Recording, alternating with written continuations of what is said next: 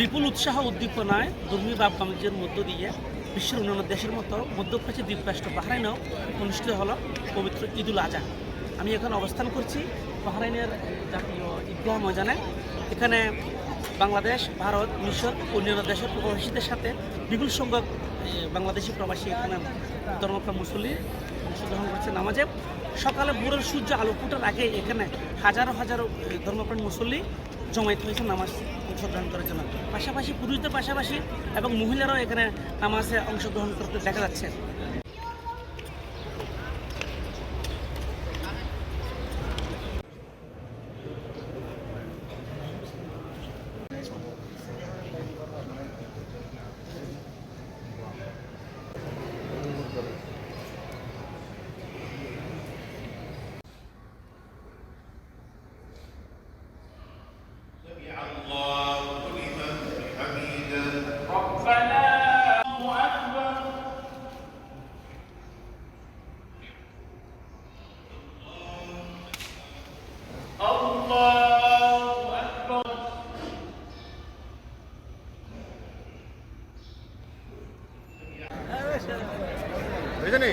শুরু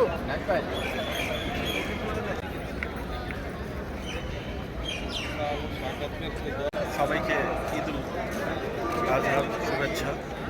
সবাই প্রবাসে থেকে যারা যারা দেশ এবং প্রবাসে যারাই আছেন, যেখানেই আছেন, সবার জন্য আন্তরিক শুভেচ্ছা। আজ পবিত্র ঈদুল আজহা,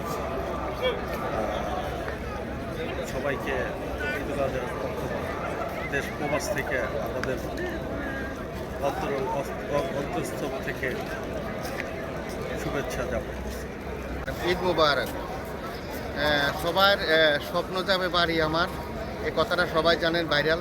আসলে আমরা যারা প্রবাসে আছি, মা বাপ, ভাই বোন, আত্মীয় স্বজন, নিজের পারিবারিক ছেড়ে যে কষ্ট প্রবাসে আছি, এখানে ঈদটা আমাদের জন্য আসলে খুশির কিছু না। যদি করে খুশি তখনই লাগতো যদি আমার দেশের মা বোন বা বউ বাচ্চা যদি করে আমাদের সাথে থাকতো, তাহলে আমাদের ঈদটা আরও অনেক খুশি হতো, আরও সুন্দর হতো। মুবারক। বাংলাদেশ এবং বাংলাদেশের বাইরে বাহরাইন, দুবাই যারা বাংলাদেশের বাইরে আছে সবাইকে ঈদ মোবারক। আমরা পরিবার পরিজন ছাড়া এখানে ঈদ করতেছি, কিন্তু এটা আমাদের অনুভব হচ্ছে না, যেহেতু আমাদের বন্ধুবান্ধব সবাই আমরা একসাথে আছি।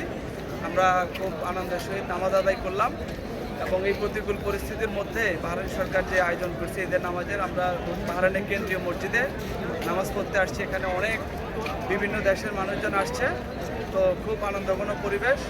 আমি বাংলাদেশ এবং বাংলাদেশের বাইরে পৃথিবীর বাংলা ভাষাভাষী যত দেশের যত মানুষ আছে সবাইকে ঈদ মোবারক জানাচ্ছি। ত্যাগের উদ্ভাসিত মহিমান্বিত এই পবিত্র ঈদুল আজহা, পবিত্র ঈদুল আজহার শান্তি ছড়িয়ে পড়ুক সারা বিশ্বে, সবার মনে, সবার প্রাণে। ভ্রাতৃত্বের বন্ধন অটুট থাকুক, সারা বিশ্ব যুদ্ধ, হানাহানি, অন্যায়, অত্যাচার বন্ধ হোক, এ কামনায়। সুকান্ত দেব, চ্যানেল 9, বাহরাইন।